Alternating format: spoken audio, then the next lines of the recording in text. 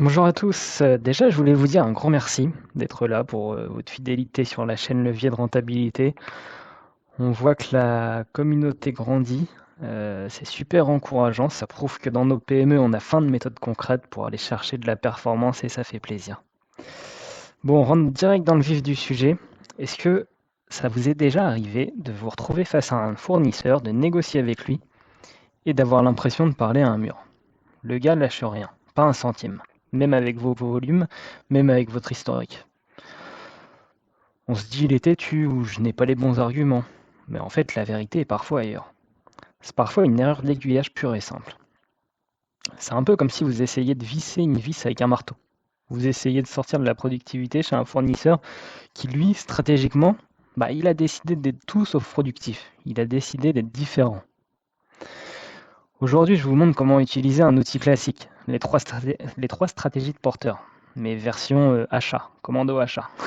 L'idée, c'est pas de faire du marketing théorique, c'est vraiment de savoir exactement quel levier actionner sur vos familles de classe A.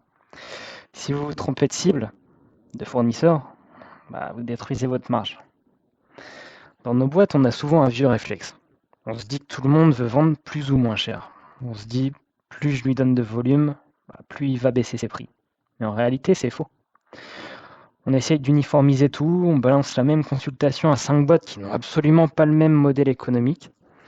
D'un côté, vous avez l'usine de 300 personnes, ultra automatisée, qui ne jure que par les cadences et le volume.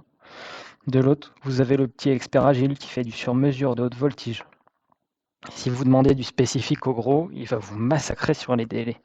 Si vous demandez du volume à prix cassé à l'expert, il va vous rire au nez. Concrètement, c'est simple. Si vous forcez un artisan à faire du volume, ses délais vont exploser. Vous allez devoir stocker pour compenser et votre BFR va s'envoler, sans parler des prix. A l'inverse, si vous demandez de la haute précision à une usine low cost, vous allez multiplier les non-conformités. Arrêtez vos lignes de production et dégradez vos marges. Le lien entre votre choix de fournisseur et votre rentabilité est direct. On va apprendre à le piloter.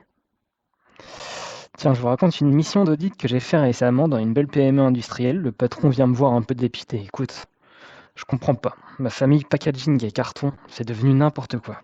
On achète des volumes records, mais nos prix ne bougent pas. Alors que le prix de la pâte à papier, eux, se casse la figure.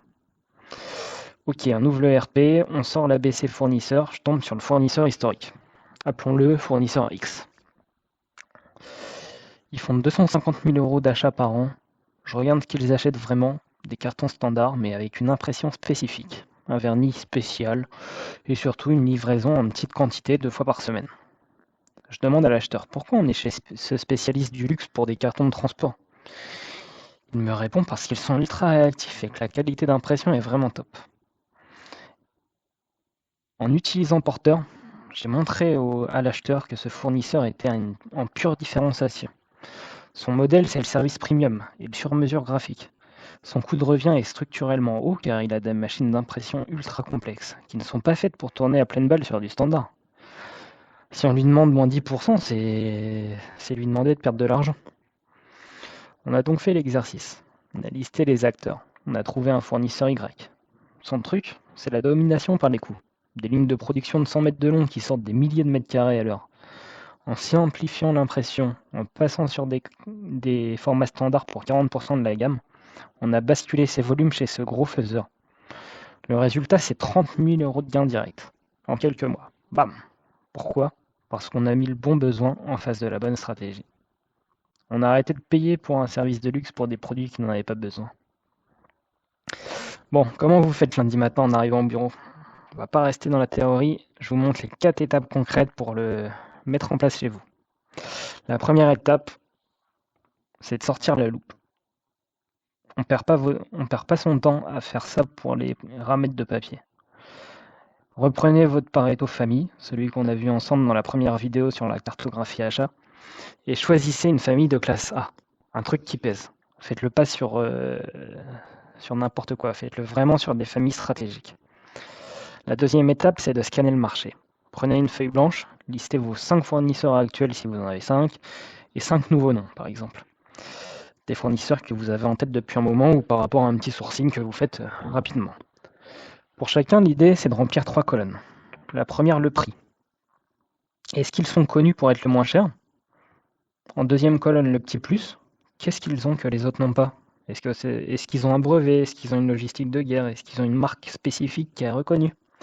Et la troisième colonne, la cible. Est-ce qu'ils vendent à tout le monde, aux particuliers? Est-ce qu'ils sont sur une niche ultra spécialisée? L'idée, c'est de savoir vers qui ils cherchent à vendre. La troisième étape, c'est de placer les pions. Vous allez les mettre dans les 3 cases de porteurs.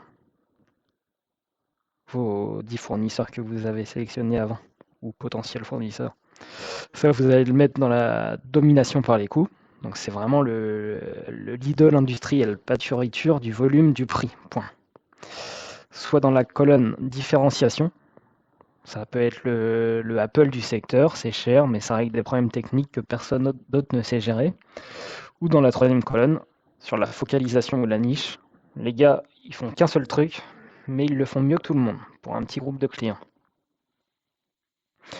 La quatrième étape, le test de vérité, c'est là que vous gagnez de l'argent. Regardez votre besoin réel. Si votre bureau d'études a dessiné une pièce standard, mais que vous l'achetez chez un fournisseur qui est dans la colonne différenciation, vous êtes littéralement en train de brûler des billets. A l'inverse, si vous achetez une pièce critique pour la sécurité chez un dominateur par les coûts, vous vous préparez une nuit blanche et une rupture de chaîne d'appro. L'indicateur que je veux que vous regardiez lundi, c'est votre taux d'alignement stratégique. Combien de vos euros de classe A sont chez des fournisseurs dont la stratégie colle vraiment à la valeur de votre produit final? Si c'est en dessous de 80%, vous avez vraiment un gisement de cash sous les pieds. Il faut le travailler là-dessus. Messieurs, mesdames, je m'adresse à vous. Prenez un peu de hauteur sur ce sujet. Utilisez Porter en achat, les 3 stratégies de Porter. C'est vraiment pas un truc pour les consultants. C'est un truc qu'on doit appliquer régulièrement pour pouvoir prendre la direction dans ces achats. C'est une stratégie de valorisation de votre boîte. Une PME qui maîtrise ses flux d'achat en fonction des réalités du marché, c'est une boîte qui dort mieux la nuit. Vous gagnez en sérénité parce que vous ne demandez plus l'impossible à vos partenaires, vous négociez sur les bons leviers, les économies d'échelle avec les gros et l'innovation avec les experts. Voilà, j'espère que ça va vous aider à y voir un peu plus clair. Merci encore de nous suivre. C'est vraiment top de voir autant d'engagement pour professionnaliser nos PME. C'est encourageant.